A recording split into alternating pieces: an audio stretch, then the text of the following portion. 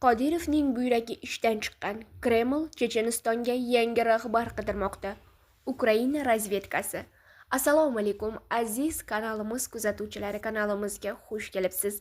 Agar kanalda yangi bo'lsangiz like bosishni va dunyodagi yangiliklardan eng birinchi xabardor bo'lishni istasangiz obuna bo'lishni unutmang.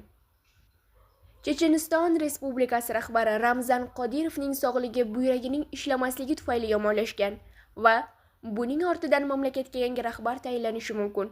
Bu haqda Ukraina Mudofaa vazirligi razvedkasi ma'lumotlariga tayanib Ukrinform xabar berdi. Qayd etilishicha, buyraklari ishlamasligi sababli Qodirov hozirda dializ protsedurasida, ya'ni qonni tozalash jarayonida. Shifokorlar hech qanday prognoz bera olmayapti.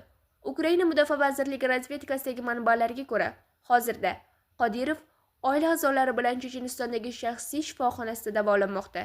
Yaqinlari, jumladan boshqa davlatlardan kelgan qarindoshlari ham hozir uning yonida.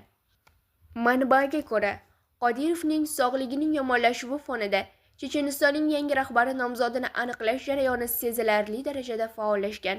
Shuningdek, Kreml uchun eng qulay nomzodlar sifatida Magomed Daudov, Abdi Alovuddinov va Ramzan Qodirovning katta o'g'li Ahmad Qodirov tilga olinmoqda. Ma'lumot uchun, Checheniston rahbari Ramzan Qodirov o'zining 20 yoshli o'g'li Ahmadni respublika hukumatining bosh o'rinbosari vazifasini bajaruvchi lavozimga tayinlagandi. Eslatib o'tamiz, avvalroq Checheniston rahbari Ramzan Qodirov jamoatchilik oldida qo'lida hassa bilan ko'rinish bergandi.